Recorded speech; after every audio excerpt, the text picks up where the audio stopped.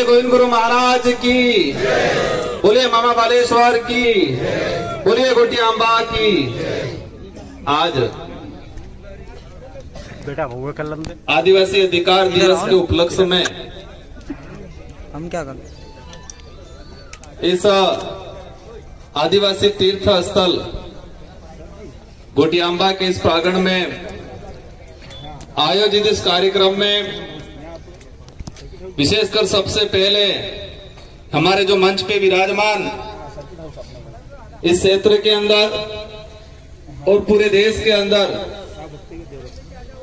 आदिवासी समुदाय, साथ ही पिछड़ा दलित, मानवता को लेके काम करने वाले हमारे गोविंद गुरु महाराज को नमन करना चाहूंगा, मामा बालेश्वर जी को नमन करना चाहूंगा। शिक्षा को लेके अपने प्राण न्यौछावर करने वाली वीर बाला कालीबाई कलासुआ को नमन करना चाहूंगा। हमारे पड़ोसी अभी वर्तमान जो राज्य मध्य प्रदेश है, उस इलाके में अकाल के दौरान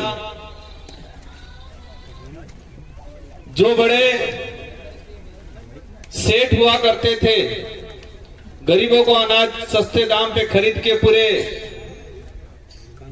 कोठियां भर रखी थी, उनको लूट के अकाल के दौरान जो गरीब अपनी भूखमरी से मर रहा था, उनको बांटने का काम करने वाले टाटिया मामा को नमन करना चाहूंगा। साथ ही इस देश को एक शानदार संविधान दिया। एक दलित समुदाय से आते थे, लेकिन उनके पास शिक्षा ऐसी ताकत थी, तो अंग्रेजी शासन काल में संविधान निर्माण की समितियां बनी और इसमें मुख्य भूमिका निभाने वाले अंबेडकर जी को नमन, बिरसा मुंडा को नमन, और बांसवाड़ा के नाम से जो चर्चित है बादशाह भील चरबोटा, जिन्होंने बांसवाड़ा को बसाया, उनको नमन करना चाहूंगा। साथियों, आज का जो कार्यक्रम काफी चर्चित रहा।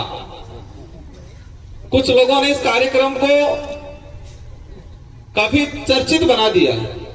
किसी को लग रहा होगा, जिन्होंने चर्चित बनाया उनको लग रहा होगा हमने अच्छा किया, लेकिन आने वाले 20, 25, 50 साल बाद उनकी पीढ़ियां, उनके बच्चे पढ़ेंगे या सुनेंगे तो उनको बच्चों को शर्म आएगी कि हमारे बाप दादा ऐसे थे जो गलत रास्ते पे चल के इस कार्यक्रम को असफल करने की और समाज के रोड़ा हटाने का काम करने का काम किया था। उनके बच्चे कहेंगे, हम नहीं कहेंगे। आज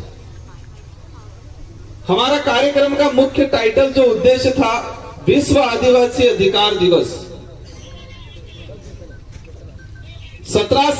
13 सितंबर 2007 को यूएनओ ने विश्व आदिवासी अधिकार दिवस घोषित किया, और वो विश्व आदिवासी अधिकार दिवस इसलिए घोषित किया, एक बात हमको समझनी पड़ेगी। इस भारत देश के अंदर विश्व आदिवासी दिवस है और राज्य सरकार ने इसका राजकीय अवकाश घोषित किया 2020 के अंदर। वो आप लोगों की बदौलत थी कि हम 2 विधायक चुन के गए और गहलोत जी की सरकार थी और हमने कहा इसको घोषित करो, और घोषित करना पड़ा। तो इस देश के अंदर विश्व आदिवासी दिवस मनाया जाता है और एक विश्व अधिकार दिवस मनाया जाता है आदिवासियों के लिए। तो इस देश के अंदर हर समाज रहता है, हर धर्म का व्यक्ति रहता है, और इस देश के अंदर हर समाज एक दूसरे समाज को मान सम्मान देता है। ये बात अलग है कि कुछ लोग जातिवादी जहर से प्रभावित होते हैं, जिनकी मानसिकता जातिवादी जहर से पोषित होती है। वो लोग जरूर एक इंसान को इंसान नहीं समझ के जातिवादी आधार पर नफरत करते, वो बात अलग है। लेकिन अधिकतर संख्या में इस देश में हर समाज एक दूसरे समाज को सम्मान पूर्वक देखता है। लेकिन कुछ अपवाद जो जातिवादी जहर से प्रभावित होकर उनकी मानसिकता प्रभावित होती है, पोषित होती है, और पोषित होने के बाद वो इंसान से नफरत करते हैं। तो इस देश में सिर्फ विश्व आदिवासी दिवस क्यों मनाया जा रहा है और आदिवासी अधिकार दिवस ही क्यों घोषित किया ये उन्होंने? ब्राह्मण दिवस भी करना चाहिए था, जैन दिवस भी करना चाहिए था, मुस्लिम दिवस भी करना चाहिए था, यूएनओ को विश्व हिंदू दिवस के नाम से भी घोषणा करना चाहिए था, किसी अन्य धर्म के नाम से भी घोषणा करना चाहिए था, लेकिन किया है क्या? आदिवासी विश्व आदिवासी दिवस संयुक्त राष्ट्र संघ ने और 2007 के अंदर विश्व आदिवासी अधिकार दिवस एक मानवाधिकार दिवस है, क्योंकि मानव धर्म सबसे बड़ा धर्म मान लो। लेकिन आदिवासियों का दिवस इसलिए घोषित किया कि इस देश के अंदर नहीं पूरे विश्व के अंदर जो स्थानीय जो ट्राइबल्स है उनके अधिकारों का शोषण किया गया आज तक। हमें संविधान के अंदर अधिकार मिल गया, आरक्षण मिल गया, संवैधानिक प्रावधान मिल गए संविधान में, लेकिन इसको धरातल पे आज तक लागू नहीं किया गया। तो धरातल पे अधिकार लागू कौन करेगा? जो विधानसभा लोकसभा में बैठने वाले लोग, सांसद और विधायक, और वर्तमान में या भविष्य में जो भी तत्कालीन सरकार रही होगी बहुमत में, कैबिनेट का अधिकार है कि संविधान में जो प्रावधान है उसको धरातल पे लागू किया जाए, लेकिन आज तक नहीं किया। मैं इस पांडाल में जो विराजमान सभी साथियों से जानना चाहूंगा, हालांकि ये राजनीतिक मंच नहीं है, न ही हम राजनीतिक पे चर्चा करना चाहेंगे, लेकिन हमारी समस्या जो पैदा हुई वो कहीं न कहीं इन्हीं कारणों की वजह से हुई। आज तक किसी भी राजनीतिक पार्टी ने क्या विश्व अधिकार दिवस मनाया? विश्व अधिकार दिवस ये दिवस मनाया? संविधान के अंदर शेड्यूल 5 का प्रावधान है, अनुच्छेद 244 वन के तहत ट्राइबल्स को राइट्स दे रखे हैं। यहां पर कई प्रकार के आदिवासी की जमीन गैर आदिवासी सीधा नहीं खरीद सकता है, ये संविधान में प्रावधान है। क्या ये दूसरी पार्टियों वालों ने बताया? इस इलाके के अंदर रिजर्वेशन का प्रावधान, प्रायोरिटी आदिवासियों को दिया जाएगा, यह संविधान के अंदर 1950 में ही प्रावधान हो गया। क्या ये बात किसी ने बताई हमको? ये बात अलग है। कुछ लोग कहते हैं कि भैरव सिंह जी की सरकार आई और आज हमको यहां पर आरक्षण दिया ही, कहते 1995 में। यह बात सही है कि 1995 से पहले हमारे इस इलाके के अंदर कोई भी समाज का सरपंच बन सकता था, एमएलए बन सकता था। और जब ये पैसा एक्ट के संबंध में आंदोलन चले और 1994-95 के आसपास राजस्थान के अंदर भैरव सिंह जी की सरकार थी, बीजेपी की सरकार थी, इसलिए बीजेपी वाले कभी खुश होकर ये कहते हैं कि आरक्षण हमने दिया। ये सच्चाई क्या है?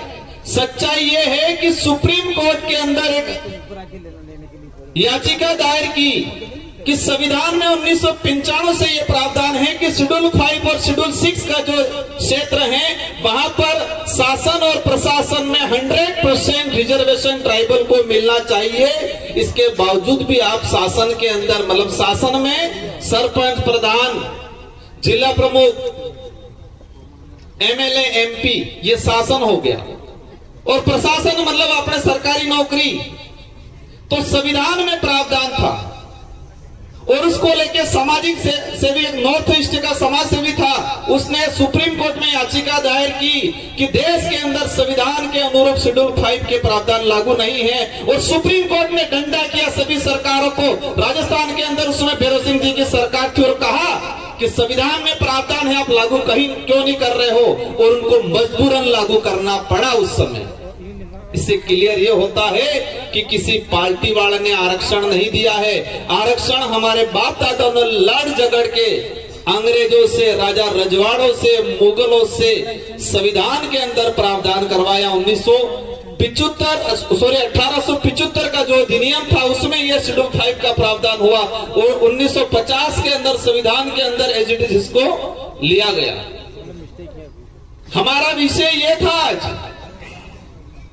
हमारा विषय ये था कि हमारे लोगों को हमारे राइट्स बताए। अभी पूर्व वक्ताओं ने बताया, क्या बोला, पुलिस प्रशासन परेशान करता है, राजस्व वाले परेशान करता है। हम सभी को दोष नहीं दे सकते। हो सकता है कुछ % जो गलत मानसिकता से या गलत विचारधारा से प्रभावित लोग होते हैं अधिकारी, वो जरूर हमारा शोषण करते होंगे, हर कोई नहीं करता है। तो उसको लेके भी क्या कहना चाहूंगा, हमारा राइट से अधिकार ये है, पेशा एक्ट। पेशा एक्ट में ये स्पष्ट कर रखा है कि 2 साल तक की सजा वाला कोई भी मामला संबंधित थानेदार सीधा थाने में मुकदमा दर्ज नहीं कर रहे, ये पेशा एक्ट में प्रावधान कर रखा है। 2 साल की कम सजा वाला छोटा मोटा मामला अगर कोई भी आदमी सीधा थाने में जाए तो संबंधित जो जांच अधिकारी है वो पेशा एक्ट की जो हमारी ग्राम सभा है उस ग्राम सभा को भेजेगा। ग्राम सभा पहली प्रायोरिटी देगी कि आपसी समझौता हो। ये कानून में लिखा हुआ है, पेशा एक्ट में लिखा हुआ है। ये बात कोई नेता बता रहे हैं, दूसरी पार्टी वाले बताते हैं। अब इस बात को करने के लिए हम आए थे यहाँ, संविधान की 5वीं अनुसूची के प्रावधान को बात करने आए थे। सुप्रीम कोर्ट के कई जजमेंट आए हैं, उस जजमेंट में कहा है कि आदिवासी हजारों साल से इस पे शोषण हुआ है, तो आजाद भारत के अंदर संविधान में जो प्रावधान है आदिवासियों को मिलना चाहिए। ये सुप्रीम कोर्ट और हाई कोर्ट के कई जजमेंटों ने कहा है। हम ये बात करने आए थे, लेकिन बात को, इस मुद्दे को भटकाने के उद्देश्य से ये पहली बार नहीं हो रहा है। और हमें भी पता था ये चीजें आएगी, हमारा अड़चन, हमारा विरोध भी होगा, हमें गालियां भी देंगे, हमारे साथ धक्का मुक्की करने भी आएंगे भविष्य में, क्योंकि कुछ लोगों को मानसिक रूप से गुलाम बना रखा है। क्या कर रखा है? मानसिक रूप से गुलाम। हम अधिकार की बात करने आए, उन्होंने धर्म की बात को लाके रख दिया। लायक नहीं लाए यहां। क्या कहा? राजकुमार का विरोध करेंगे। राजकुमार 2 बार विधायक रहा, 84 की जनता ने मुझे बनाया, और तीसरी बार आप सब ने रात दिन मेहनत करके मुझे सांसद बनाया। 2 बार विधायक रहते हुए विधानसभा में मैंने ये बात बोली है। ऐतिहासिक आधार पे ये स्पष्ट है कि आदिवासी समुदाय की परंपरा, धार्मिक व्यवस्था किसी भी धर्म से मेल नहीं खाती। संवैधानिक प्रावधानों से यह स्पष्ट है कि आदिवासी समुदाय धर्म पूर्वी है, और कई सुप्रीम कोर्ट और जजमेंट के जो आए हैं उससे यह स्पष्ट है कि आदिवासी ना हिंदू है, ना ईसाई है, ना मुस्लिम है, ना बौद्ध है। और यही नहीं, कई लेखकों ने, कई बुद्धिजीवियों ने लिखा है, और उस पर थोड़ी देर आएंगे अपन। मैं एक चिट्ठा निकाल के लाया, जब उन्होंने विरोध करना शुरू किया, धर्म को लेके ले आए, हम अधिकार की बात करने आए थे, ये धर्म पे आ गए। धर्म हमारा विषय नहीं है, नहीं हम धर्म पे जाना चाहेंगे, लेकिन ये बात जरूर कहेंगे कि हम गोविंद गुरु महाराज, मामजी महाराज, मामा बालेश्वर, उनको मानेंगे, किराएदारों वालों को नहीं मानेंगे। आज मेरा विरोध कर रहे हैं ये। मैं किस जगह से आता हूं? मैं 84 से आता हूं, और गोविंद गुरु महाराज को पहला शरण हमारे परिवार के लोगों ने दिया था। कलसी बेमा ने नाम सुना होगा आप लोगों ने, कलसी बेमा, और हमारी रोड गोत्र के, हमारे परिवार के, हमारा खून था वो। गोविंद गुरु महाराज ने पहली शुरुआत भक्ति की बात करें आदिवासी समाज में बासिया धाम से शुरू किया, बासिया से, और वो हमारे परिवार कलसी बेमा से, पुराने बुजुर्गों हम वो जानते होंगे, और कलसी बेमा के घर से वो रोध हमारे गोत्र के, हमारे परिवार के लोगों से, वहां से हमारी भक्ति शुरू हुई है, और हमको सिखाएंगे ये भक्ति क्या है। हम कलम जो चढ़ा रखा है उस कलम का विरोध करने आए, और यहां करने का विषय ही नहीं था। ये देश का संविधान ये कहता है,